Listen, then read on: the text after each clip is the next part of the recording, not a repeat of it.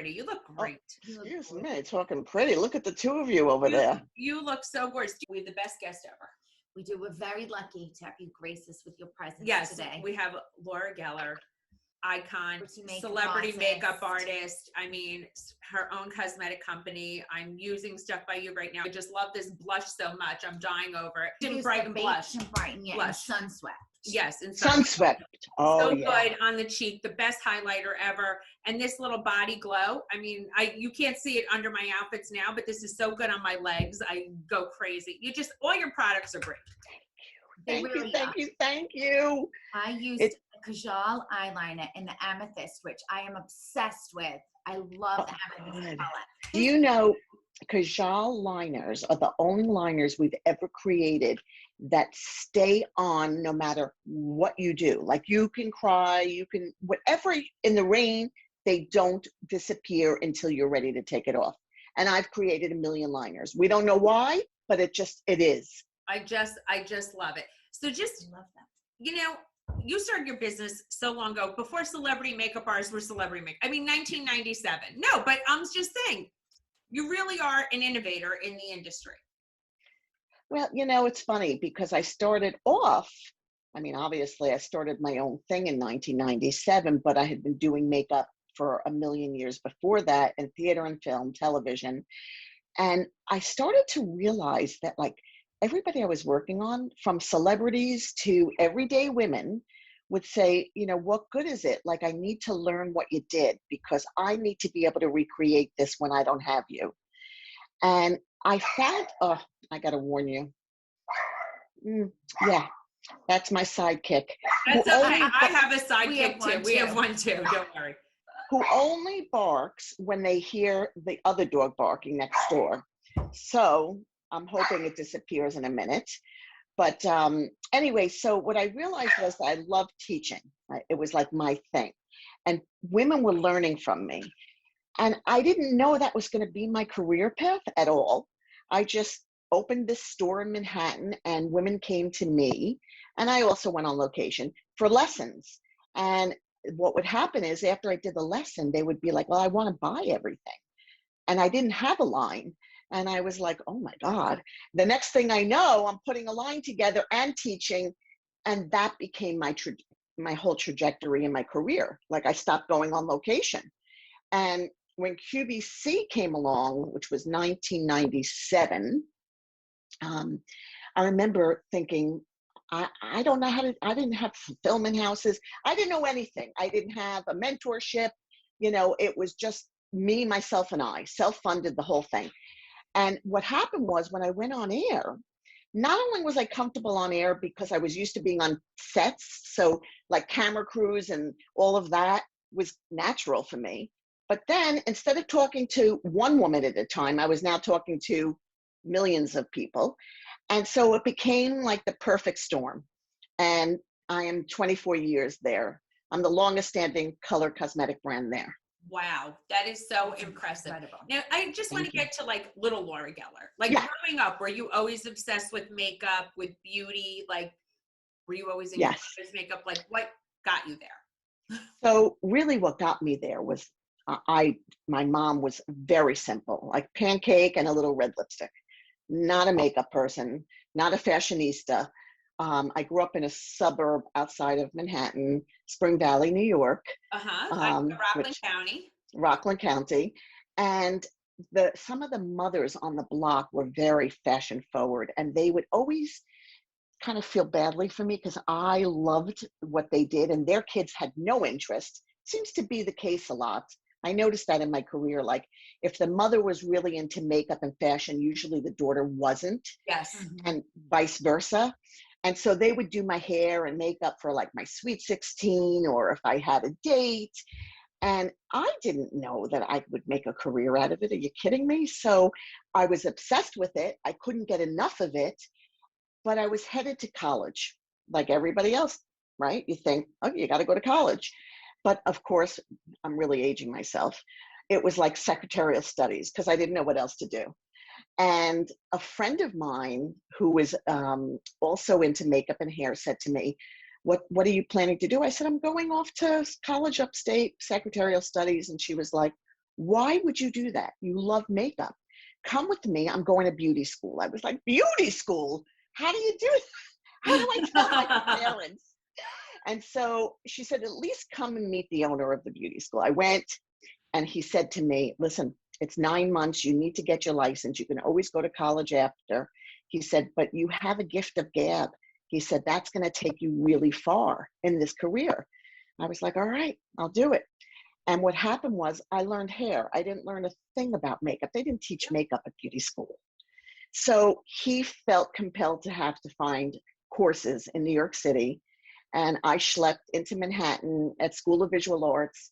He didn't know better. He signed me up for theater and film makeup. And I have to tell you, if it wasn't for that course, which was not about fashion makeup, it was about how to age a face, how to use a blood capsule, how to put a bald cap on. It was literally stage makeup. If it wasn't for that course, I'm not sure I would have been as good a makeup artist, because what they taught you at that course was sculpting, like, and understanding the anatomy of the face. So I think I got a really great education where a lot of people didn't get that. I got that, and that's what turned me into being a more talented makeup artist. So after that, it was course after course, and I wound up just saying, I got to be in Manhattan, and I got a job at the Makeup Center, which was a store back in the day that you'd go to. It was across from City Center at the time, and it was a place where famous celebrities, photographers, makeup artists all visited to get theater and film makeup, but then they sold a line of what they called street makeup. That's what color cosmetics was called, street makeup. And I knew both.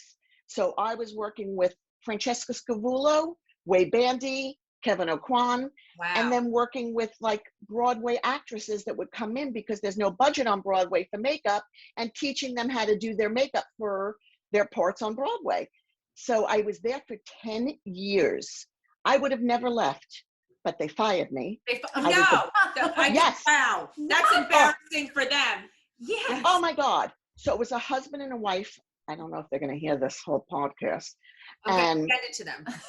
I want to tell you, she had a beef with me. I don't know what it was. She just did. Jealous. And I remember going into the office, into his office. She wasn't there. And I said, listen, can I get 2 weeks off? They only allowed you 1 week. I wanted to go to Spain and like learn about makeup in Spain. And I was young. And he said, okay, you can have 2 weeks. I figured I'll go there and I'll find out, maybe I'll live in someone's home. And the next day I came back to work, and he called me in the office, and she was there. And they said, well, she said, nobody tells us that you're going to take 2 weeks. We tell you. And so you can have 2 weeks, and therefore you're fired. And so I have to tell you, I never cried. I can remember crying. I went to my friend's house who lived near that store. How old were you then? Oh, maybe I was around 28. Like, yeah, I wasn't a kid, but I didn't know where my career was going to lead me. And I remember thinking, I can't go to Spain now, which I should have done. Instead, I thought I have to start my own business.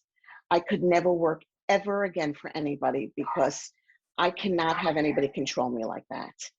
And I took an apartment right near where that store was.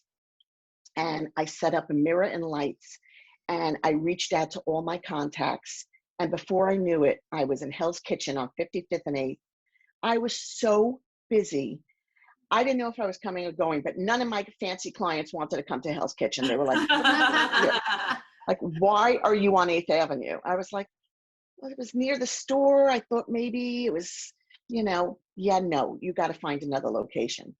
And so this was all prior to QVC, obviously. Yes. And so I just started renting space in a hair salon. Then I rented space in a clothing boutique on the West Side. I'm telling you, I didn't have a business plan. I didn't know where I was going to end up. Which is so impressive that you just did it. When you love what you do, and you know that better than anybody. You take the hits. You don't care because every day you're getting up and doing something you love.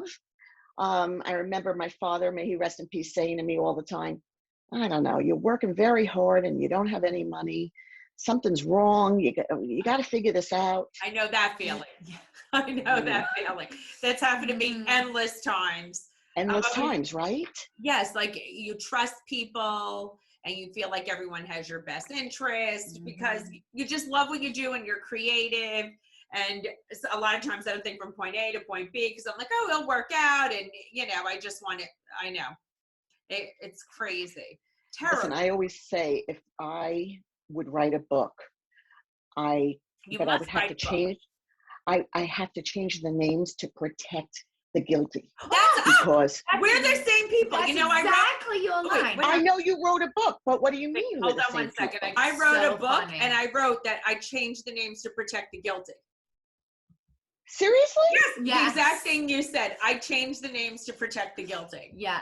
Oh my God, but they know who they are. They say the same thing. Oh, they know who they are. I mean, I have people who, complaining around town. Oh, she said, oh yeah, I changed the names to protect the guilty. I just send it to you. Same thing. I mean, I'm sure we've been screwed over the same way, left and right. Yeah, well, you have your business. I mean, listen, you know what people do. With licensing and everything else, and I didn't read contracts, and then you trust people, then I got sued. Oh yeah.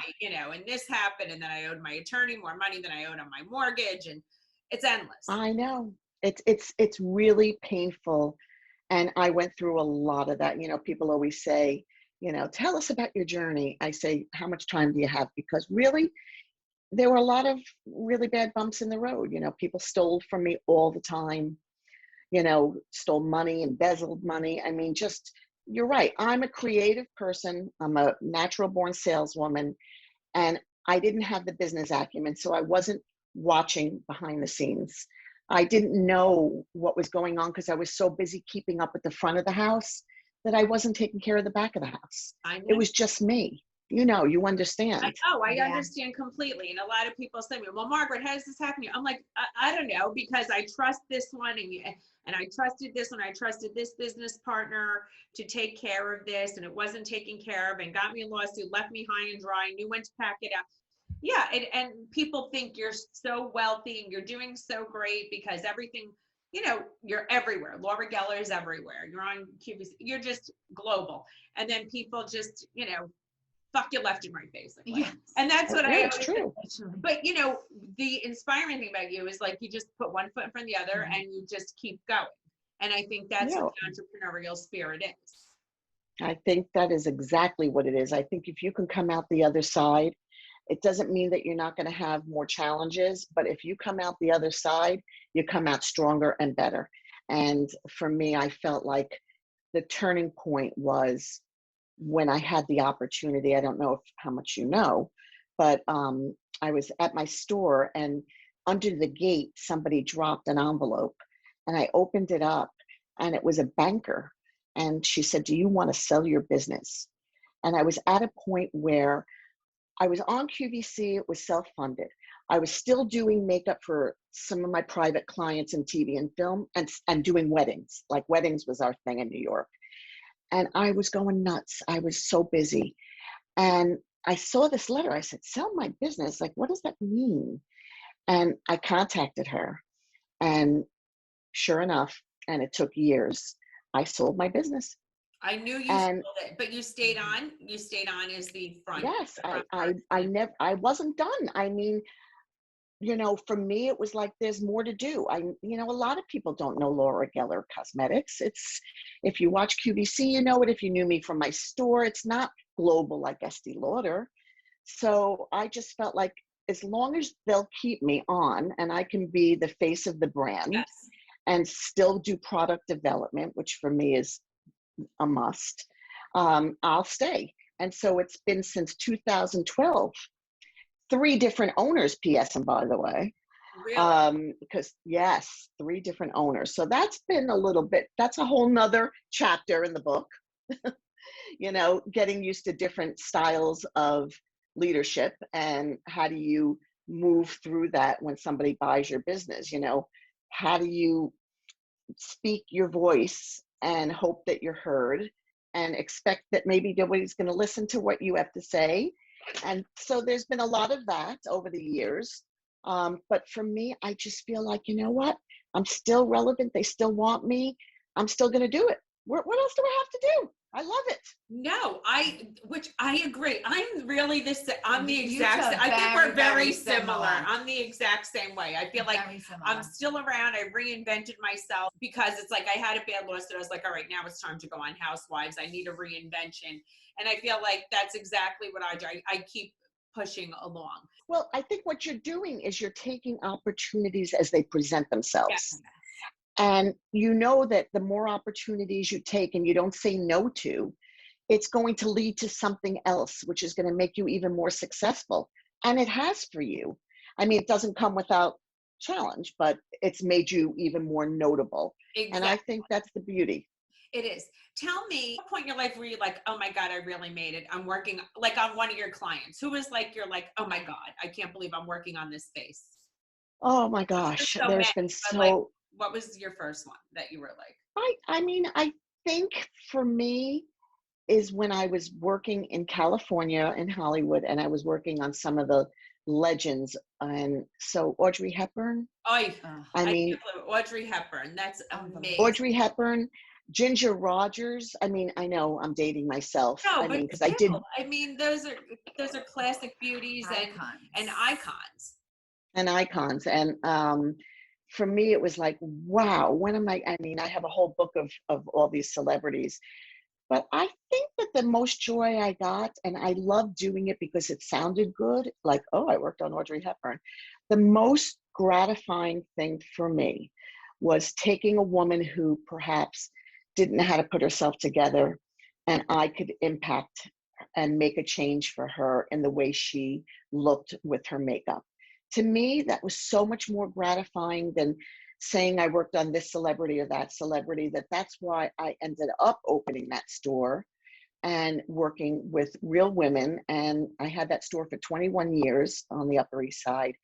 And it wasn't until I sold the business that the people who acquired me said, you know, we don't want the store. It's really not profitable. You can carve it out and keep it. And I was like, I don't want the headache anymore. Yes. Thank you. It didn't take long for me to get over not having that store. I miss parts of it, but I don't miss running it and having the headaches. That's for sure. No, I know what you're saying. I know there's parts of my business when I closed it, I felt sad. And when I see like old product, I feel nostalgic for it. I'm just like, oh, but you know, the pain, the torture of setting up at trade shows. And people calling that order was wrong and it needed to be there tomorrow. And it was you know, and then my husband and I, it's like, you know, driving in the car to do something and drop it off because I felt guilty. And you know, Christmas Eve. I know the car ride. Yeah, we'd be doing crazy things like that, which was absolutely insane. So stupid, so crazy. What do you think is your best piece of like entrepreneur real advice? Like real advice, not like have a business plan, but like a real advice. I think you're going to agree with this. So I'm in the cosmetic business, and there's an organization called Cosmetic Executive Women, which didn't exist early on when I really started. So there's so much mentorship availability to people in whatever field today that you're going into. So you need to tap into mentorship, and you need to be bold enough to pick up the phone and ask questions. But the real advice that I would say, because sometimes I sit, and I wonder if you understand this, if you've done this. Sometimes I sit on like indie panels of up and coming skincare brands, hair care brands, makeup brands through this organization. And it's like speed dating. They have to do their elevator pitch in like a minute. And they start to sound the same.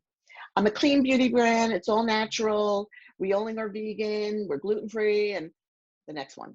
I'm a clean beauty brand. And I think to myself, and I tell them, have you done your homework? And what makes you different? Because somebody asked me that early on. The buyer at QVC, I'll never forget, the head buyer, when I first started and I started getting momentum, he was like, what is your brand ethos? Like, I don't see any kind of, you know, tagline. I don't see what you're different about. Your packaging doesn't look different. Like it's all over the place. You have to do your homework and you have to know your competitors, because if you don't have something uniquely different in what you're going to look to launch, whether it's a retail product or not, then you're going to be decimated because there's too much competition out there today. So what makes you stand apart from the rest? That's always going to be my best piece of advice. I think that's a great piece of advice. I agree with you, because so many markets are so saturated, and it's hard to cut through the noise now. You know, with social media, it was amazing because it gave people a platform, but we didn't have that. We didn't have the beauty of social media. So anybody could start a business now. That's right. And you would hope that you got in magazines and that editors wrote you up. Yes. And, you know, my walls were lined at my store with every magazine mention. I had them all. They were all framed and everything we were in, and Oprah's favorites and this and that, right? And everything we could be in. And we would get into the editors by looking them up in the back of magazines.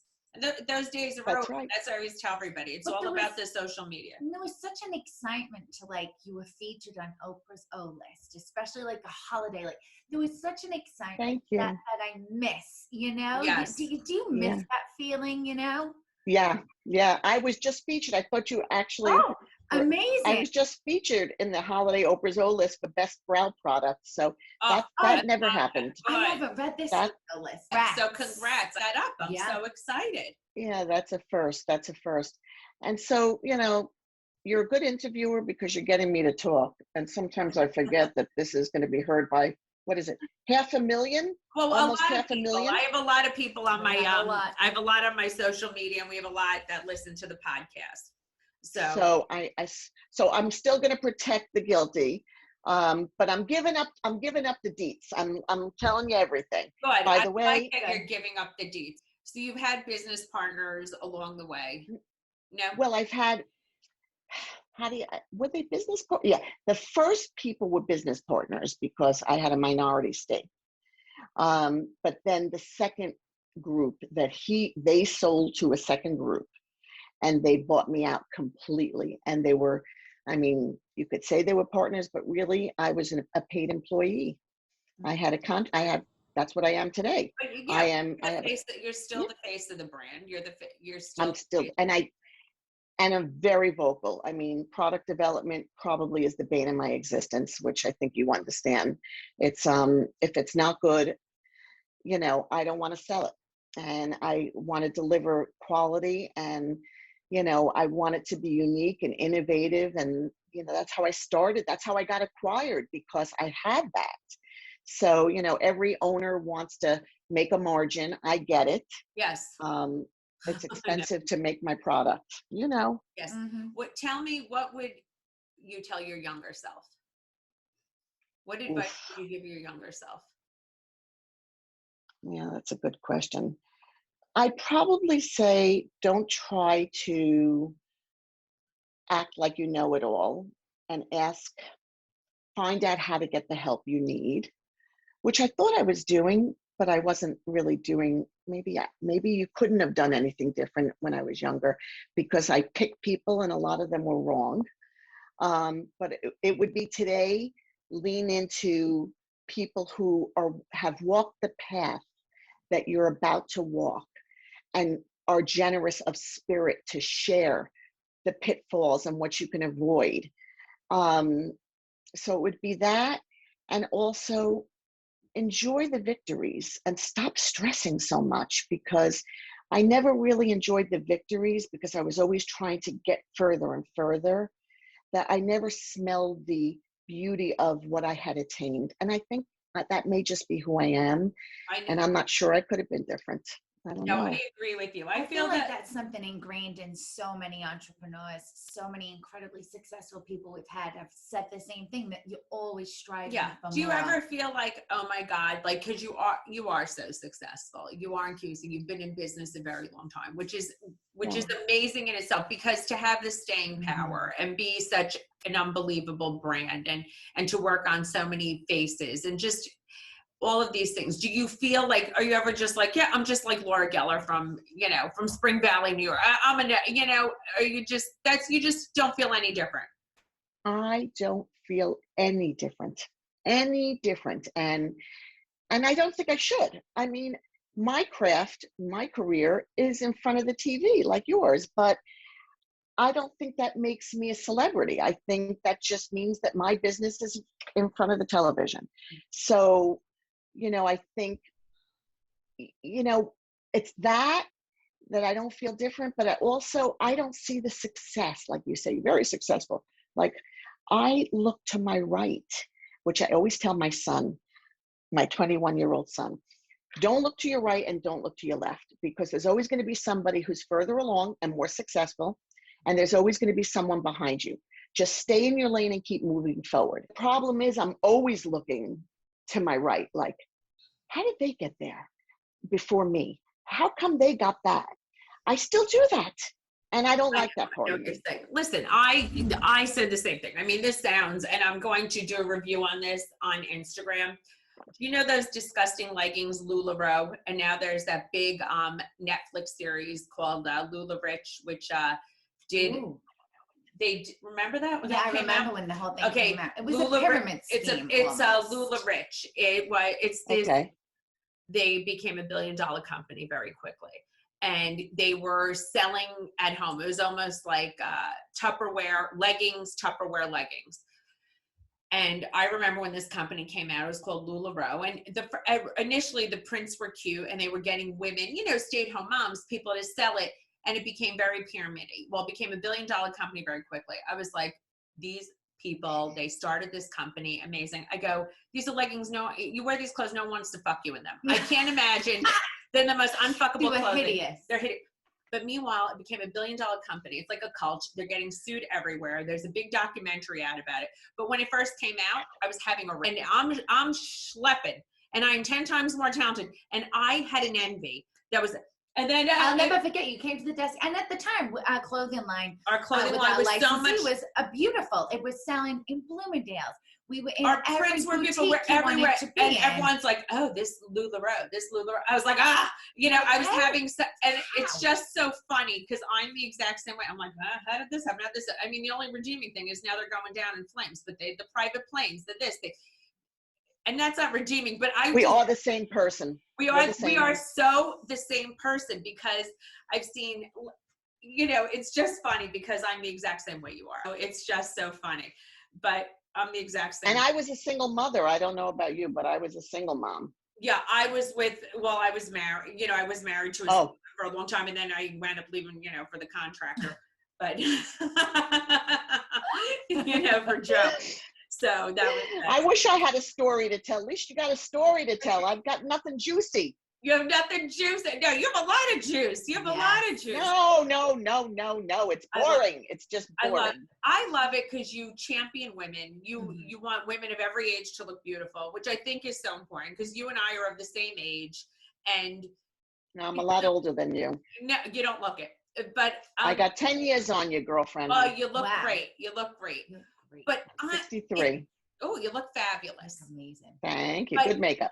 Good. That's right. Good makeup. But it is true. I think people, the world has become very young, right? But we're the people with this. People forget about us sometimes. I think. But we're the ones with the spending power. We're, we still look great, and time. I love. You have time on your hands. And we have kids time. Are out of the house. Yeah, kids are out of the house. We have time to spend, and I love that. You still champion women of our age group. Yeah. In fact, we did a whole brand dive. It's so funny that you said this, because one of the groups that took over my business really was sort of questioning whether I should be the face of the brand anymore. And really was. And it was killing me. And they also started, putting out to influencers to sort of be the face of the brand. And I mean, influencers that were like 20 years old, and influencers that had no rationale to be part of my brand. And I was dying, because I was like, they are so stupid, not using me. As long as I'm here and the customer, I built loyalty. Like, why aren't they using me? And finally, it fell on their face. It was, they realized it was not working. But not until this group did we do a whole brand, what do they call it when they do a brand makeover? They, I can't think of the name right now, but they, a relaunch, not a relaunch, what is it, a brand? Where they go in and they find out the demographics, they redo the brand logo. DNA they brought in consultants. Brand DNA. Yeah. The brand DNA, you got it. And this group was so smart. They found that the audience we appeal to was over 40. And we decided we would start marketing directly to women over 40. And I mean 40 plus. And so Fran Drescher recently has been the face of our brand. We have a couple other things coming up that people are going to be very excited to see. And I was so proud of them. I was like, thank God somebody's listening. We have the most disposable income. We care about how we look. There's enough people out there appealing to the 19 and 20 and 30-year-olds. That's crowded as can be, that space.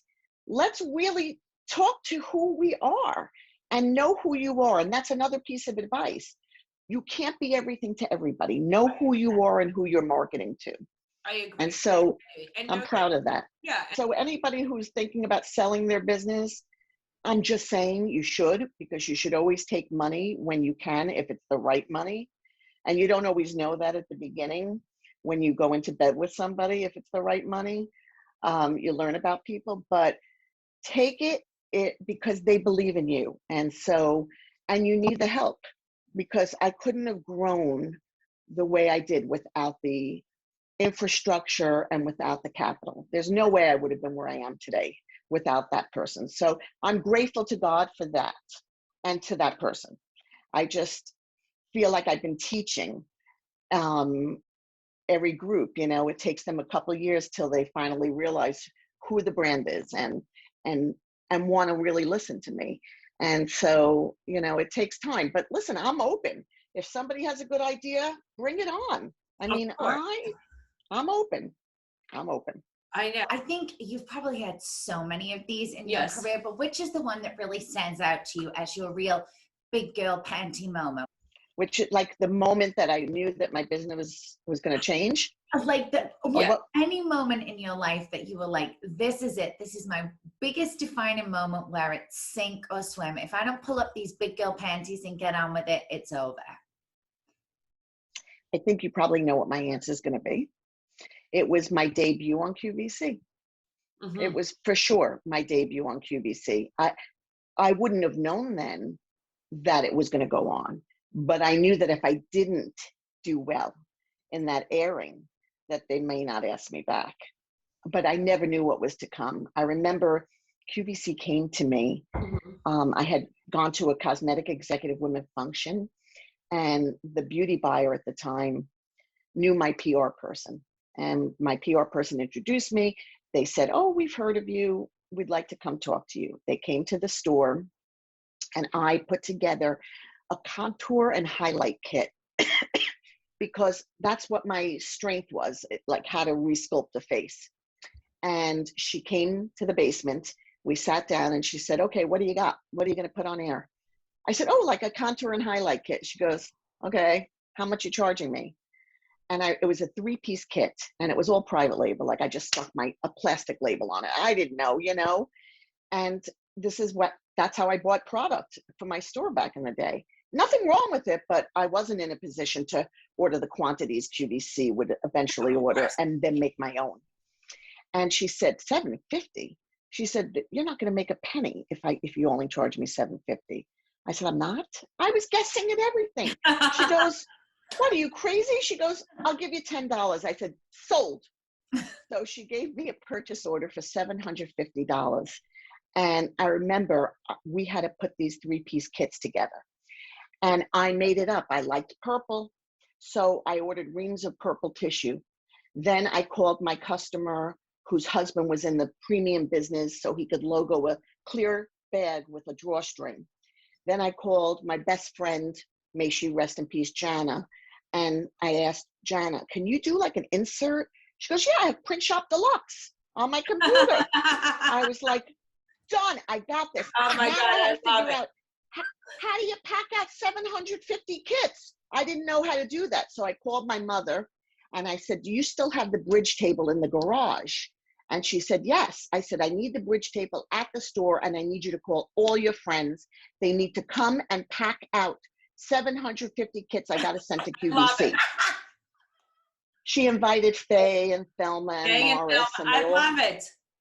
they all came so slow, but the best wrapping job you'll ever see, but slow, 2 weeks, 750. I had to give them food. I got pizzas for them. And I sent it to QVC. I drove down to QVC with the manager of my store, who I loved and still keep in touch with. And we slept over the night before at the local hotel. I get up in the morning. I walk to the elevator. She meets me there, and I had a panic attack. And she said, what are you panicking about? I said, I'm freaking out. I never sold 750 of anything in my, let alone one SKU of 750 in my store. And so she said, get over yourself. You're not a celebrity. There was a man just selling a mop and he sold out. Now, come on. And I was like, you know what? She's right. And I schlepped it over there, and I was on with the leading presenter at the time, Lisa Robertson, who's a very dear friend of mine. Lisa Robertson, yes. Beautiful Lisa, who still remains a very dear friend today to me. And when there was no media training, but like I said, when I hit the set and the red light came on, I was okay. It was like, oh my God. You were made for TV. You were made for TV. I don't know about that. All I know is I sold out in 7 minutes and came off there crying like a baby, you know, all the emotion. Yes, of course. Yeah. And then I got a fax like within days at my store, you know, like the thin paper faxes at the time, for 1,200 of the same kit. And the same friends came over, my mother's friends, and I had to feed them. It took years to figure out there was such a thing as a fulfillment house. Talk about not having any mentorship. I know. So, I mean, listen, the crap we used to do, it's so crazy. Yeah. I want to ask a few superficial questions. Who's like celebrity? Who do you think, whose face do you want to get your hands on? Whose makeup looks like shit? I mean, nothing, you know, they're still beautiful, but they, you know, they need a little upgrade. Could do a little upgrade. You know, it's funny. I'm really not doing makeup anymore. So I don't really think about that anymore, to be very honest. You look at someone, you're like, oh, she's a gorgeous girl. Who would bring you back into the game to be like, I gotta fix that? It's a social responsibility. Yeah, I mean, listen, it's a social responsibility. Yes, like I get that way with people, you know? You know what? I don't know. I'm gonna tell you the truth. I do look at your makeup on your show, Margaret, and I look at all the gals there, and I watch very carefully. And there are times I just want to come over sometimes and blend the blush in, or I agree. Not you. I'm not saying you. Some of us literally look like overly done. I don't wear a lot of foundation. I'm not a foundation. You know what I mean? Because I have good skin. Because you don't need it. I don't need it. But my first season, second season, listen, I'm not going to name who was doing my makeup then. I went back to my old makeup artist, thank God, the last 3 years. And I have 2 great people who do my makeup now, but who did my makeup first and second season. It was heavy and aging. But and at the time, it was one of those things where it was like, well, I'm going on the show. I guess I should be in the rotation of that TV show makeup. But you find what works for you. Yeah, it was just too much. It was very aging. And Margaret, can I ask you a question? Yes. Right now, you look so gorgeous. Did you do your own makeup? Yeah, I did my own makeup upstairs. I was hurrying to get ready for you, and I was rushing. Yeah, I did it myself. I put on my own little makeup upstairs. I want to tell you something. Sometimes we can do better ourselves. Sometimes, I mean, not that you don't look good. I haven't seen you this season, but clearly you've evolved. Thank you. And you do I'm looking at you. I mean, I would tell you that you look. I have on your blush right now. Blush and brighten. Blush and brighten. Yeah, I have that on. Yeah. Which is great. It's you look beautiful. You look absolutely beautiful. Thank you. I'm obsessed with this lip oil. Lexi stole. You sent for Margaret, but I just stole this one. But this Treat and Go lip oil is incredible. Oh my God! And just as you both probably know this, But the higher the shine of lip, and that treatment oil is very high shine. The higher the shine on your mouth, the younger you will look and the fuller your lips will look. Something you probably both know, but maybe other people listening don't know that. So I will always tell people, especially if they have thin lips, high shine. And, you know, if you have a problem with things bleeding, so you're afraid to use shine, you need my waterproof eye spackle, but you cheat and you use it around your lip, and it stops all your Sometimes lips. I have a little bleeding issue. I get a little. Yeah. So waterproof spackle is used on the eyelid. Listen to me starting to talk about product. No, that's but good. it waterproofs anything you put on top of it, like a waterproof liner and shadow. I put it around my lips, and it stops your lipstick from feathering and migrating everywhere. It's just a little tip. I like that. That's good. Now, I know you only use your own products, which I love. I love that because you create in a full line. Why would you need anyone else's product? It's true. So if there were 3 things that our listeners should really have in their makeup, like the 3 essential things that people don't always think of. I would say, I'd say that waterproof eye spackle. I'm not even kidding. That's like arsenal. That's like, it's the stuff that goes underneath sometimes that makes everything look better. So I would say that. I would say our Bronze and Brighten. Those are made in Italy. They're hand poured. I like that. I love everything Italian. Me too. Everything. And so Bronze and Brighten is like a desert island, because not only can you use it as an unbelievably natural bronzer, but you can use it for contour, eyeshadow. So to me, Bronze and Brighten would be the other thing. And depending on what you need, I would probably say if you want natural coverage, Balance and Brighten, which is foundation for like a natural finish. But if you need coverage, you've got a lot of hyperpigmentation, you need the Baked Double Take foundation. And I keep that right here at all times because I need coverage. And I literally, I'm the lazy girl guide to makeup. I'm telling you, I can do a makeup in 10 minutes. I literally go like this. Even though it comes with like a fancy brush, I don't have time for a freaking brush. I use the sponge, I wash it out when I remember. And that's what gives me an even canvas, and it's breathable, but it gives me more coverage. So Balance and Brighten or Double Take, Bronze and Brighten, and waterproof eye spackle. Those are my 3. I love it. Perfect. Love it. Laura Geller. That's what you gotta have. One more major question, the delusion question, and then we're gonna cut you loose and gossip with you. And you gotta have a Lambswool paddle. A Lambswool paddle. I like that Lambswool paddle. What do you use that for? Have you never seen that? No. Okay, so when you're all done with your makeup and you go, oh crap, I have a line here, or I didn't blend this in. What do you do to blend it? What are you currently doing? I'd like to know. A little sponge on my fingers. A sponge. Mistake. Big mistake. You're wiping it off and you're not blending it. This, you go like this. I like that face. And it airbrushes everything you have on so that everything is seamless. You can't see a line, and it doesn't remove the makeup. It just soft focuses it. Oh, how do we not know about I don't know. this? Mark's my mother's gonna love that. My mother's like a big makeup queen too. She's gonna love that Lambswool brush. We must get that. All right. Yeah. So one last question. I always say I attribute my success to 50% delusion, 50% determination. Percentages do you think you are? Wow, that's a great question. Nobody's ever asked me that. Holy cow. I would say for me, it's definitely determination, like the majority of it is determination. And then 70% determination, because there's a lot of product out there. It's a crowded space. So even though I think my product's the best, not everything is the best, but most of it is superior.